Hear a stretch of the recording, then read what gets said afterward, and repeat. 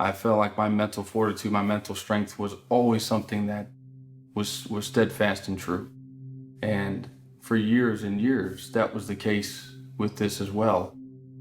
But at some point that broke.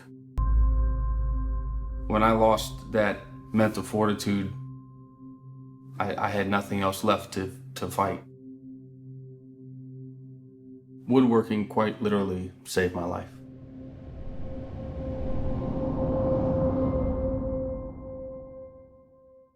My name is Stevie Hull, and I do custom epoxy woodworking.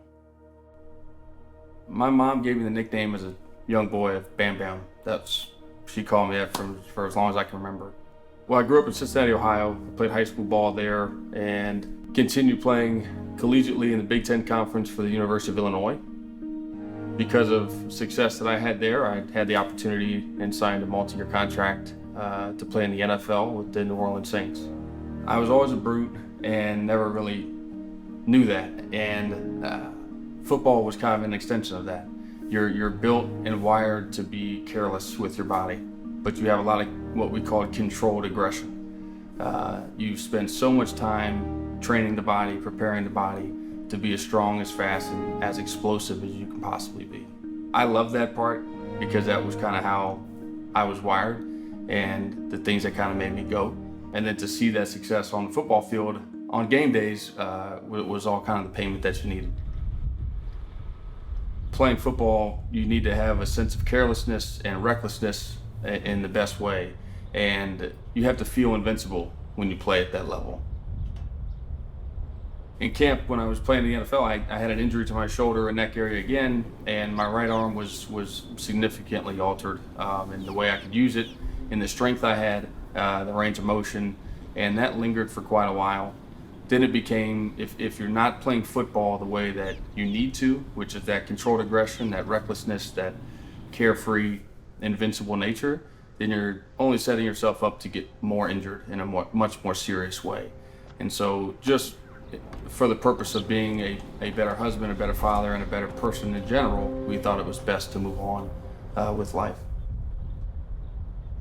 So to my surprise, there were a lot of parallels in being a cop to a football player. I think when you're in football or an athlete for as long as I was, there's a certain fiber that's ingrained into you, and that's a team nature and being a part of a team and being in that locker room and being in a brotherhood or in a camaraderie team nature. And so the parallels that transferred over to me and really resonated with me were those exact things.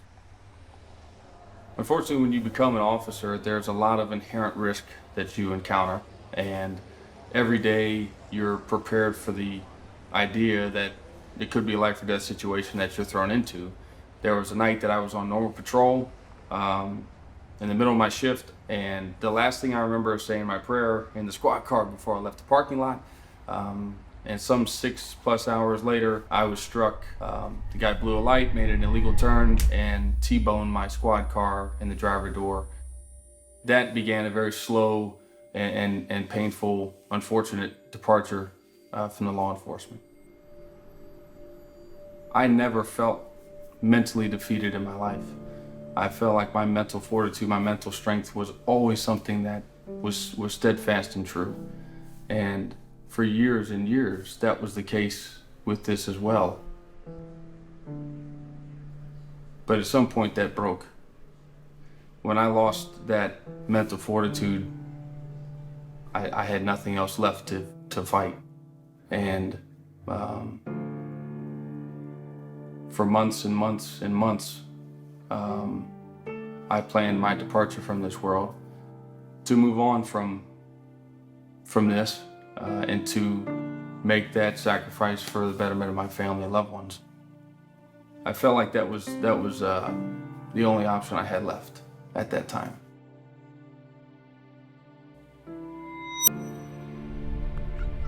In the height of those really dark times where me and my wife were really trying to sort through everything that was going on, and we knew that we needed something for me to look forward to again, something for me to do to help keep myself distracted and to have an outlet to exercise a lot of these feelings that I was going through, and to find a positive outlet and outlook again towards something.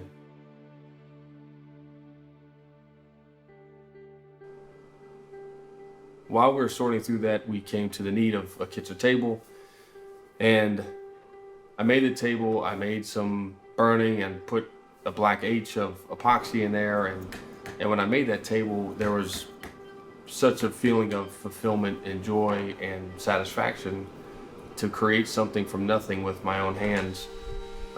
That was so therapeutic that I just continued to chase that. So we tried to research ways that I could get pieces of wood and lumber, and we found this idea that people had waste bins or cutoff bins. And so I would bring those pieces home, put it in a mold or put it in a square cutout or a way to try and reuse it. And in the original table I used epoxy, which I love doing. And I found that you could then just pour epoxy to fill that area. And so I was researching epoxy pouring, and I saw this video of somebody pouring with a piece of burl. And that's what started my obsession with burl. Burl is an embedded blossom or an introduced disease or injury to a tree.